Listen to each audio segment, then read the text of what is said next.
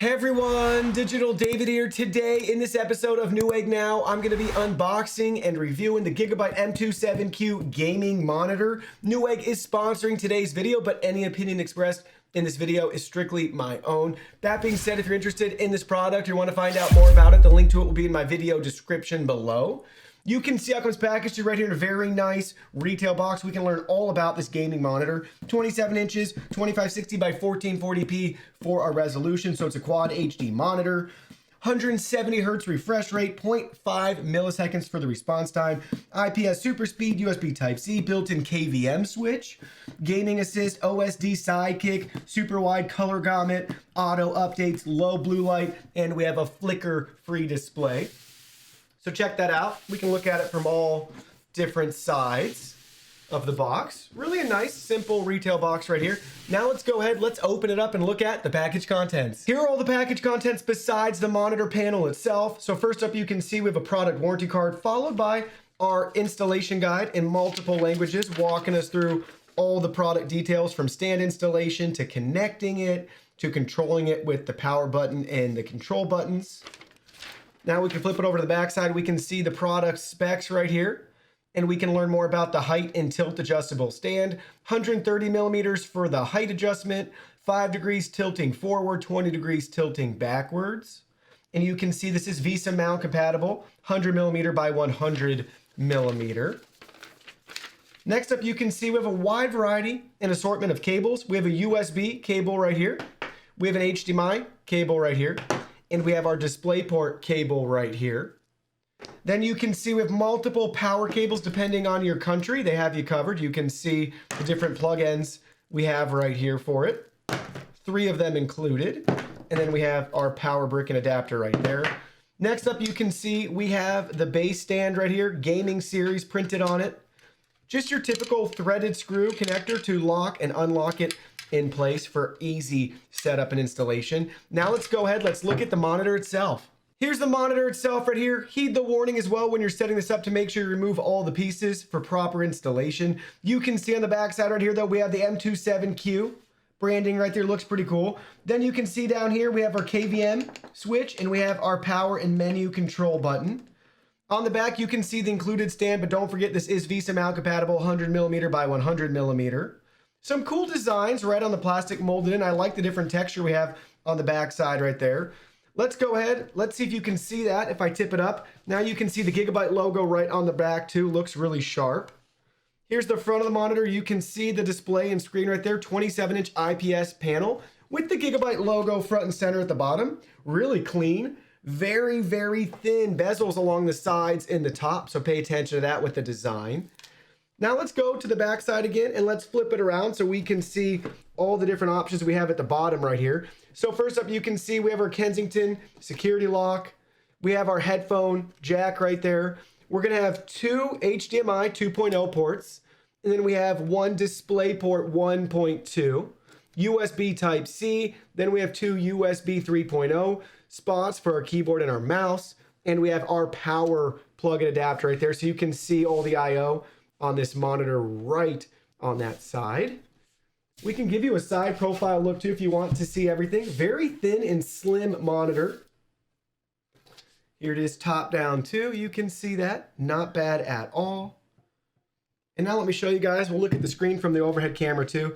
You can see the screen again. Super thin bezels along the top and the sides and not too thick at the bottom either. I like the Gigabyte logo right there. Really sharp. Everything's all black.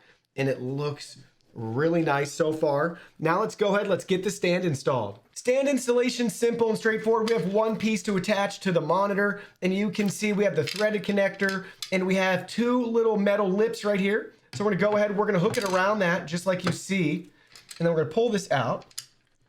And it should just rest nice in place like you see right there. It's holding itself. And now we just finger tighten. And again, they have a nice diagram letting you know, twisting it to the right, clockwise, we're tightening, counterclockwise to loosen. That just folds flat and flush. You can see I successfully attached it. Now we can go ahead, we can set the monitor up right here. And the last step we have is at the back. We have 1 more piece to remove from the adjustable bracket. So you can see that just came out, just a piece to keep it in place. Since this is under its own weight and tension, you can see we can just move it up or down. This is just to keep it from springing forward on you and to protect it during shipment. So now you can see we successfully set it up with the stand. Very simple, straightforward. That's the max height right there. Check that out. And then we can lower it down. Here's the minimum height right there. So really flush with the table. But again, a lot of room to adjust that however we want. And then don't forget 5 degrees forward. So that's our max tilt forward. 20 degrees, we can tilt this back. Let me give you the side view of that too. So here's the tilt down. You can see that's our max tilt down. And then here's our max tilt back. I'll lower that so you can see that right there on camera. There's our max tilt back, 20 degrees. Here's our max tilt down, 5 degrees right there. No rotation left or right, so you just have to, move it yourself. There's no swivel for that, but not that big of a deal. Really a nice stand. Love the height adjustment. Can never have it too high or too much tilt if you ask me. It's always great to have the freedom and flexibility to configure this however you want with the included stand. So you guys can see I got the monitor plugged in and powered on. We have it connected to 2 Windows 10 machines. So you can see I have the display right here with the advanced display settings within Windows 10. You can see we're getting 2560 by 1440p resolution in 170 hertz, technically 169.831 hertz. Now let's look at the menu settings. So let's push the menu button on the back, and it's going to bring up this nice option. You can see the different options that we have, where we want to go. In this case, let's go to the top and look at settings first. You can see our resolution, refresh rate, AMD FreeSync's currently off. You can see all the different options we have: black equalizer, aim, stabilizer, overdrive, picture quality. And then we can browse the different settings. So you can see lots of different choices here. So let's start with the first one. We have gaming, and you can see what we can choose to change, to turn on and off. Very easy to navigate. You can see all the different options within the menu. This will just be a quick overview of the settings. Now you can see our picture settings right here, and we can change the modes depending on what we're viewing. A couple of quick modes for you. And then we have some custom settings too. So you can see we have some custom modes, and we can tweak those if we want to our own preferences. And go back, and you can see the settings for each individual mode again. Let's go back to standard. So here's standard, and then you can see we have all the different options for those as well. Now let's go back to display. You can see we can choose our input. We have 4 different options: 2 HDMIs, DisplayPort, and USB Type-C. Then we have our picture-in-picture modes. So let's go ahead, let's check on those really quick. Here's the first option. And you can see now it's going to go to it. It's going to take a second. And there's both of our sources with the cool picture-in-picture. We can go back, and we can tweak these settings for that mode. So we can rotate this, and we can swap the screens too. So you can see all those different options right here. We can move location. We can switch displays. A couple different options for you. We can adjust the size. And then we have the PBP mode. Let's go ahead. Let's activate that one. They'll be side by side now, our 2 PCs. Really cool. Same thing. We have some settings we can adjust back within the menu. You can see. And go back there. You can see what we can change. Size. Switch the displays as well too. 2 different options for you. So let's turn that back off. And then once it's off, let's go look at the rest of the menu settings. So here we go. Back to our DisplayPort connection. Let's push the menu button again. Let's go back to settings. And you can see now we have our system settings right here. Audio controls. This does not have built-in speakers, but you can connect headphones and adjust the volume right from the monitor, which is nice. You can see the rest of our display settings as well too. And this is this mode if you want to change the up, down, right, and left buttons and what they control. You can change that right here. So you can see the different options we have for your quick shortcut keys. Definitely a nice feature. Then we have our different languages. We can save settings. We have 3 different save setting options, and we can reset everything as well. So that's a quick look at the settings menu. Now let's go ahead. Let's look at another option right here. You can see to the right, we have our game assist option. And you can see the different options we have within those settings to turn things on or off. A lot of different options for gamers right here. You can choose whatever you want. And we have our dashboard. We can turn this on or off, and you can see the specs we can view for that. Tons of cool features. Then you can see we have our last option, our display alignment. But nice game assist options for you. And we have one turned on right now, you can see. Let's go back into that. Let's turn it back off. Now let's look at some of the rest of our settings. You can see at the bottom we have power off. We have exit, and then we have our KVM switch to the left. That's our last setting right here. Pretty cool, guys. You can see what it has to offer right here. So we have the wizard, we have on or off, and reset for it. Keep in mind with the different settings, one will use the USB connections, the other will use USB Type-C. So when you're activating the KVM, you're switching between the two. So one computer would have to have USB Type-C connected, the other computer has to have the actual USB Type-A connected to the computer. And then we can just choose right from within there. If I can go back to those settings, we can choose how it's configured. So you can see here's the wizard, and we can select USB-B display, and then we can select just those options to set it up depending on our display and what's connected to which computer. So you do have some customization right there. Again, we can turn it on and off, and then we can also reset it as well. So that's a quick look at the menu settings. So now you can see I got a video pulled up right here, just going through some 4K nature shots. Currently we have the video playing back at 1440p. I wanted to cycle through all the different picture settings. You guys can see what it looks like. So here's standard, here's FPS. You can see how each setting changes a little bit. A lot of different options here, depending on, again, what content you're viewing. And we'll cycle through these again with the lights off as well too. But you can get a feel, tons of different modes. Then we have our custom modes, and I haven't changed any of those yet. But you can see how those quick picture modes affect the image quality.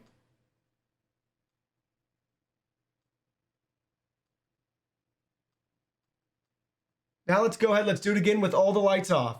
So now you can see we got all the lights off right here. We'll cycle through the modes again, just so you can try to get a feel.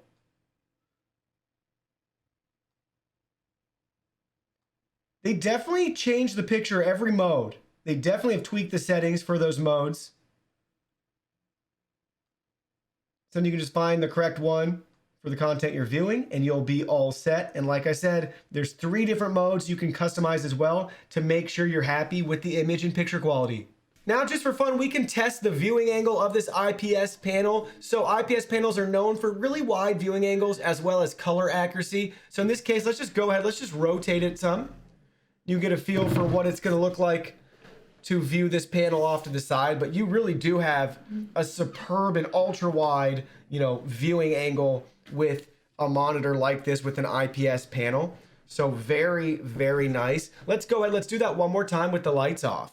So we'll do that same test again right here. We'll just go ahead and rotate it for you, so you can get a feel again for the viewing angle right there. But check that out. I mean, that's pretty crazy. Not that you're gonna be viewing it from that distance or that angle, but you really do have a very, very, very wide field of view with this monitor and any IPS panel for that matter. So now we can take a look at the monitor and what it looks like when you're browsing the web. So just keep in mind as you're looking at this screen, we're on the YouTube trending page. Just see how sharp the text looks. The font's very clear. It's super responsive as well to our scrolling as we're browsing on the YouTube trending page here. So very enjoyable experience, clear, crisp, sharp text. Let's pull up The Verge, a popular tech blog. You can see same thing. Super enjoyable experience consuming media using this monitor.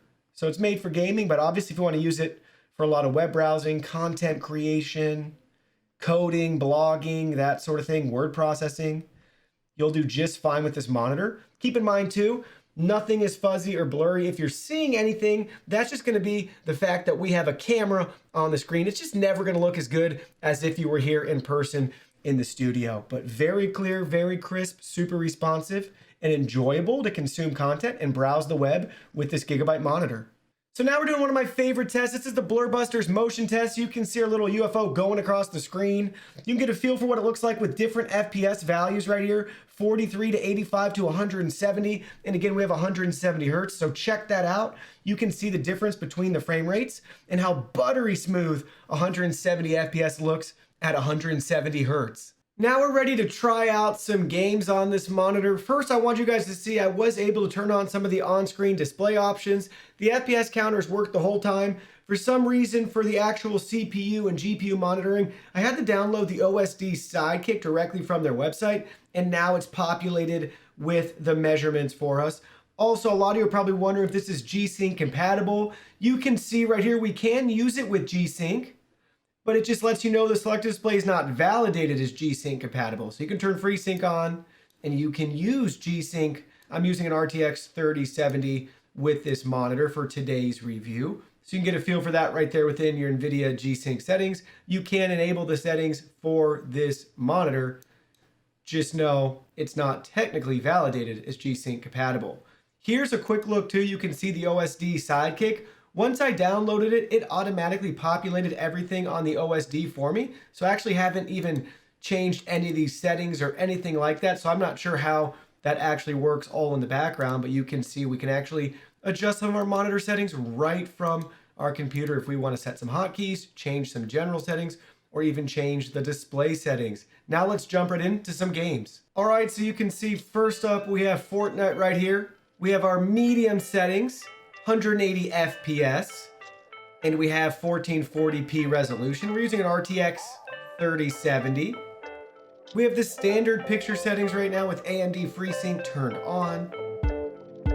Everything else is stock, so you can get a feel for what it's going to look like, and obviously you can configure it yourself.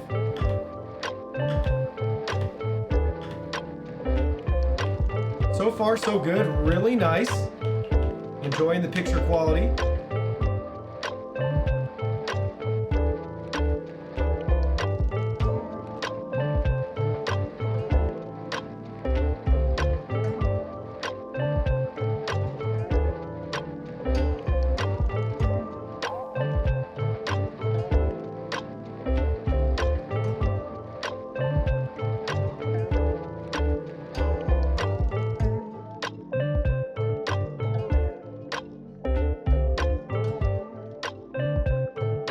Now we're on to some Fall Guys, one of my favorite games still to play.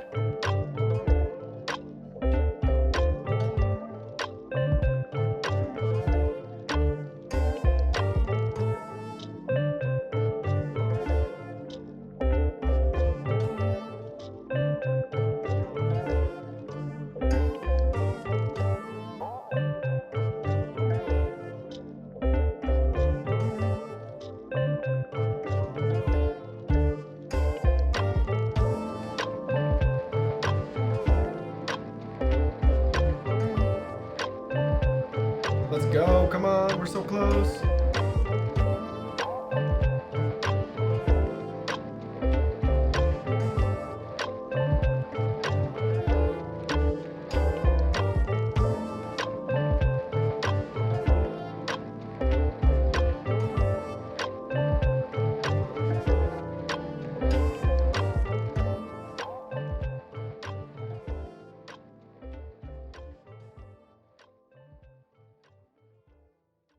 Oh yeah. So you can see now I got Warzone pulled up right here. We're doing 60 FPS at 1440p. And you can see the quality. Everything looks really nice.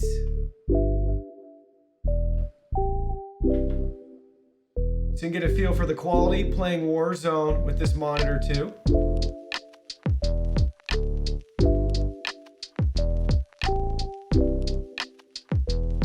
So we chose for the higher resolution, lower FPS. But again, you can configure that however you want, depending on your setup.